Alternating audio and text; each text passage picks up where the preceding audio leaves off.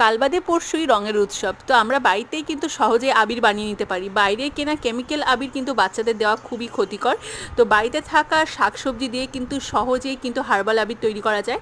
তো আমি আজকে বিট দিয়ে আবির তৈরি করব, সেজন্য একটা বিট ভালো করে খোসা ছাড়িয়ে ধুয়ে ছোটো ছোটো টুকরো করে মিক্সার গ্রাইন্ডারে একটা পিউরি করে নিয়েছি।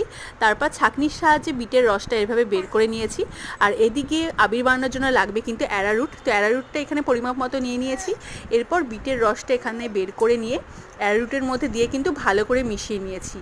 আর জল যতটা লাগবে সেই অনুযায়ী জল দেবেন, পাতলা কিন্তু হবে একদম ব্যাটারটা। আর ভালো করে কিন্তু এটা মিক্স করতে হবে যাতে অ্যারারুটটা নিচে যাতে দলা বেঁধে না যায় বা যাতে বাসনে যাতে লেগে না যায়। তো সেই জন্য কিন্তু ভালো করে এভাবে মিক্স করে নিয়ে তারপরে কিন্তু একটা থালার মধ্যে দিয়ে রোদে 2 থেকে 3 ঘন্টা মতো রাখলেই কিন্তু হার্বাল আবির তৈরি হয়ে গেছে। আর এই যে দেখুন কত সুন্দর হয়েছে। এরপর কিন্তু মিক্সার গ্রাইন্ডারে গুঁড়ো করে নিলে একদম আবির তৈরি। আর এগুলো কিন্তু আপনারা সহজেই বাচ্চাদেরকে দিতে পারবেন। তো এরকম ভিডিও আমার চ্যানেলে আরও দেখতে চাইলে চ্যানেলটাকে অবশ্যই সাবস্ক্রাইব করে রাখবেন এবং বেল আইকনটা প্রেস করে দেবেন। Thank you.